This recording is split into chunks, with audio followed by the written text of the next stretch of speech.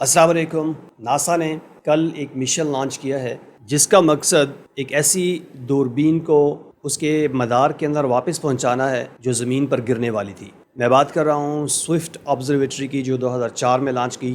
گئی تھی، اور جس کا مقصد کائنات کے اندر ہونے والے بہت بڑے بڑے دھماکے اور ان دھماکوں کی صورت میں جو آفٹر گلو ہوتا ہے، جو روشنی پیدا ہوتی ہے، جو الیکٹرو میگنیٹک ریڈیشن اور انرجی پیدا ہوتی ہے، اس کو ڈیٹیکٹ کرنا تھا، یعنی گیما رے برسٹ۔ گیما رے برسٹ ایسی دھماکے کی باقیات ہوتی ہیں، دھماکے کے نتائج ہوتے ہیں جو دو بلیک ہولز کے آپس میں ملنے، نیوٹران یا بلیک ہول کے آپس میں ملنے، یا پھر کسی بڑے ستارے کی موت کے نتیجے میں واقع ہوتی ہیں۔ کائنات کے اندر یہ بڑے بڑے دھماکے جن کو یہ سوئفٹ آبزرویٹری ڈیٹیکٹ کرتی ہے، ابھی تک ہماری اپنی ملکی وے کے اندر ریکارڈ نہیں کیے گئے، بلکہ جتنے بھی گیما رے برسٹ یا GRBs ریکارڈ کی گئی ہیں وہ ہماری ملکی وے سے باہر کی کہکشاؤں کے اندر ریکارڈ کیے گئے ہیں۔ تو یہ جو سوئفٹ آبزرویٹری ہے یہ 2004 میں لانچ کی گئی تھی، اور اب اس کا جو آربٹ ہے، اس کا جو مدار ہے، وہ بالکل زمین کے قریب آ گیا ہے، یعنی 300 کلومیٹر سے بھی کم، جس کی وجہ سے جو ایٹماسفیرک ڈریگ ہے، زمین کی فضا کی، اوپری فضا کی جو رگڑ ہے، ذرات ہیں، وہ اس کو کھینچنا شروع کر رہے ہیں، اس کو جو ہے ریزسٹنس پیش کر رہے ہیں اس کے لیے۔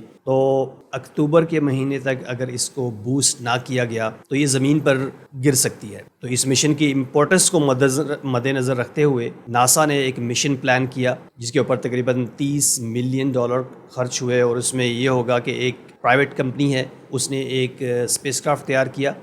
جس کا نام لنک ہے، اور اس لنک اسپیس کرافٹ کے 3 بازو ہیں جو اس سوئفٹ آبزرویٹری کو وہاں سے جا کے پکڑیں گے، اس کے ساتھ رینڈیوو کریں گے، اور اس کو دوبارہ اس کے 600 کلومیٹر کے مدار میں پہنچانے کی کوشش کریں گے۔ مزے کی بات یہ ہے کہ یہ جو لنک اسپیس کرافٹ ہے یہ نارتھروپ گرومن کے راکٹ پیگاسس ایکسل کے اوپر لانچ کیا گیا ہے، اور یہ جو راکٹ ہے یہ ایئر لانچڈ ہے، مطلب یہ کسی زمین سے لانچ پیڈ سے لانچ نہیں کیا گیا، بلکہ یہ ایک جہاز سے لانچ کیا گیا ہے، جس پر ہم کسی اور ویڈیو میں بات کریں گے۔ یہ لنک اسپیس کرافٹ چند ہفتوں میں سوئفٹ آبزرویٹری یا سوئفٹ جو ٹیلیسکوپ ہے اس کے پاس پہنچے گا، اس کے ساتھ رینڈیوو کرے گا، اس کے ساتھ ڈاکنگ کرے گا، اور اس کو پکڑ کے دوبارہ جو اس کا ریکوائرڈ مدار ہے، اس کا جو آربٹ ہے، اس کے اندر اس کو لے کے جائے گا، تاکہ اس کی لائف جو ہے وہ اگلے 4 سے 5 سال ایکسٹینڈ ہو سکے۔ چونکہ اس سوئفٹ آبزرویٹری کا اپنا کوئی انجن نہیں ہے جو